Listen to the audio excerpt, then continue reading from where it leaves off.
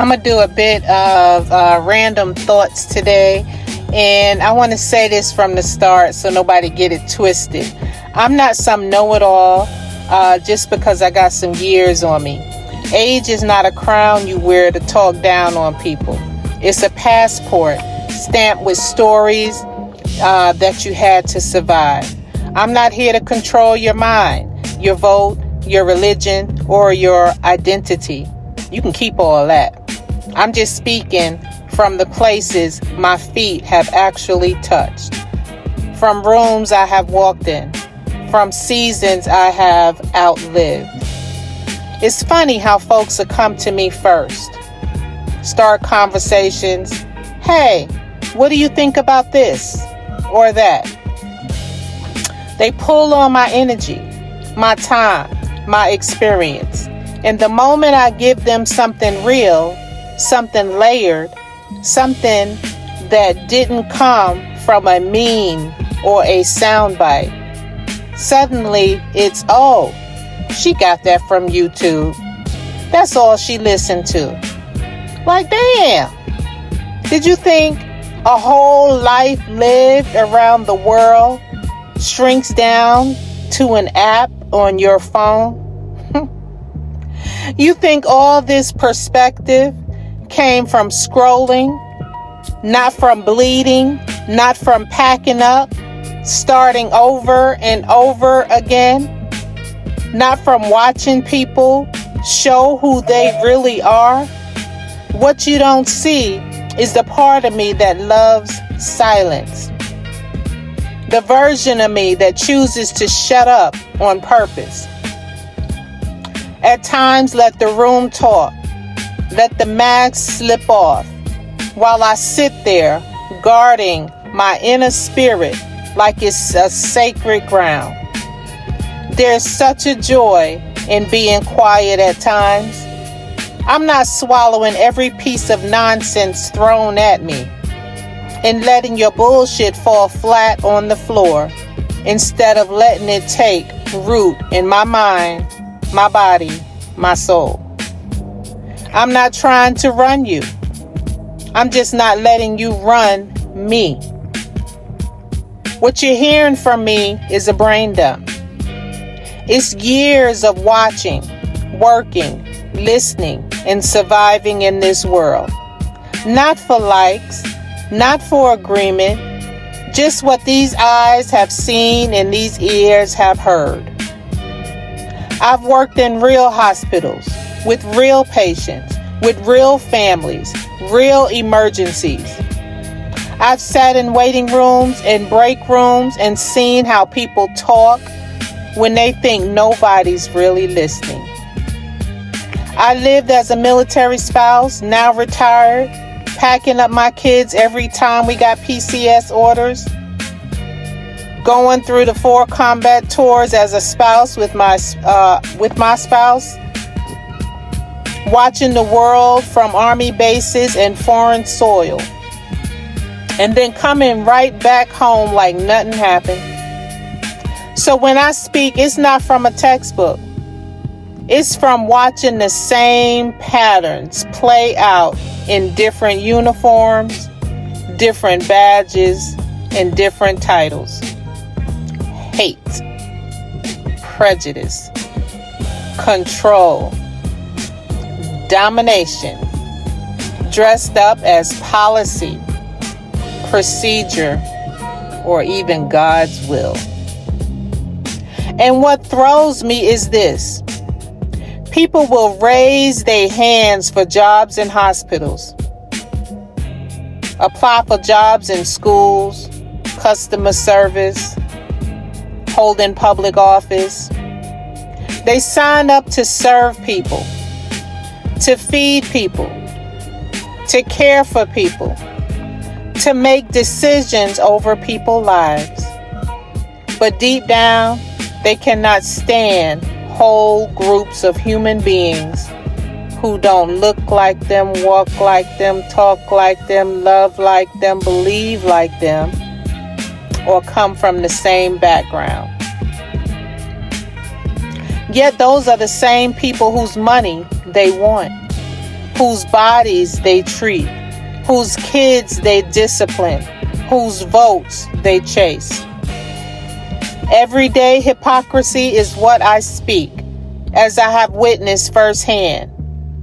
Here's what I mean when I say this is not abstract. You laugh at people on drugs. You turn your nose up at homeless. You mark people with mental illness. You roll your eyes at people who are gay or study a different religion. Then one day you find out your own grown child, your niece, your nephew, your cousin, your sibling is one of those people you've been laughing at or preaching against.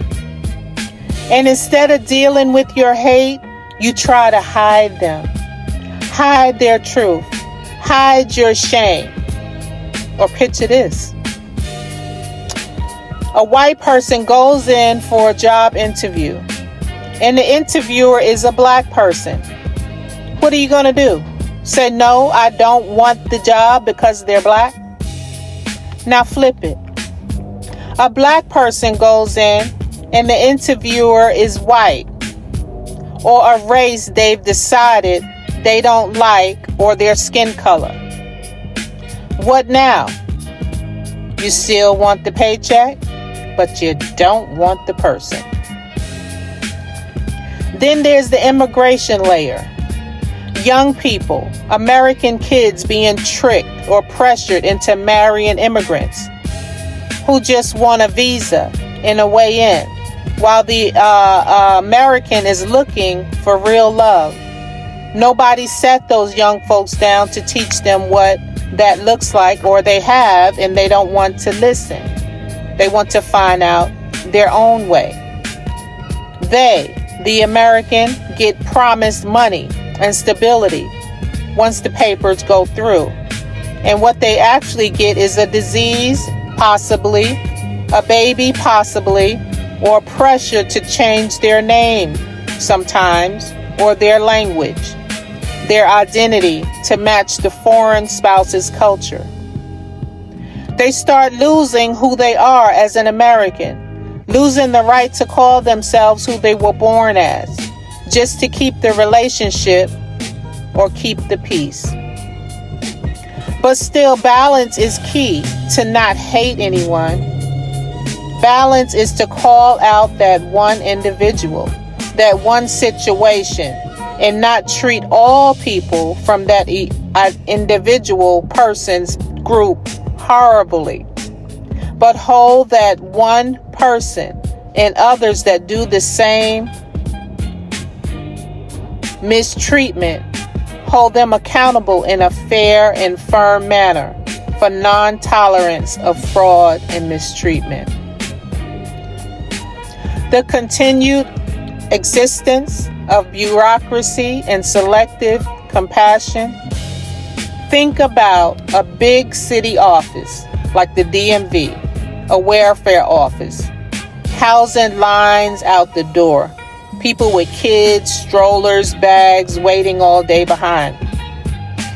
Behind the counter, you've got workers who are immigrants that are now U.S. citizens or from another country, who only show patience and kindness to people who look like them or share their language. The American in that line gets snapped at, talked down to, pushed to the back, treated like a problem, like a burden, like they just had a whiff of cow manure. The American is trying to hold their composure because they can see the difference in how folks are being treated. And when the American person that was born here in America finally speak up about it, they're the ones labeled aggressive, disrespectful, or non-compliant. So what happens? The American mom or dad ends up outside on the sidewalk, children in the tow, nowhere to sleep but on a cemented sidewalk, waiting until the office opens again the next morning, just to get their name on a list for Section 8, a housing lottery, or temporary government assistance.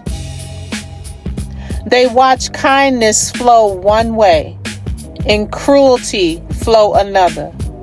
And they are not supposed to say a word about it.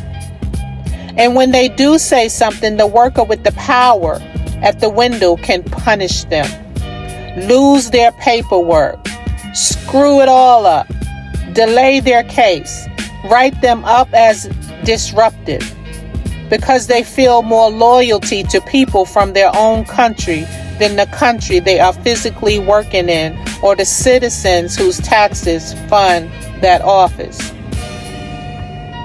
So many reasons why I insist on both sides of a coin, of a story. This is why I speak up the way I do. This is why I insist on seeing more than one side of any story. I come in contact with, I have watched people who did nothing wrong get lumped together and punished just for being in a certain group. All Black Americans treated as criminals. All Muslims treated as terrorists. All LGBTQ community people treated as predators. All immigrants treated as invaders. And you have also watched the reverse. Americans pushed aside, shamed, or silenced by people in power who protect their own kind while pretending to be neutral professionals. My upbringing trained me to see these things, to notice them. To have worked in hospitals and lived a life as a military spouse let me see behind the curtain how people really act when the cameras are off and the paperwork is in their hands. So when I personally speak, I am not asking anyone to worship me or follow me. What I am saying, here's what I've seen. Here's what I've lived. Here's how it looks when only one side of the pain gets believed and everybody else is told to shut up.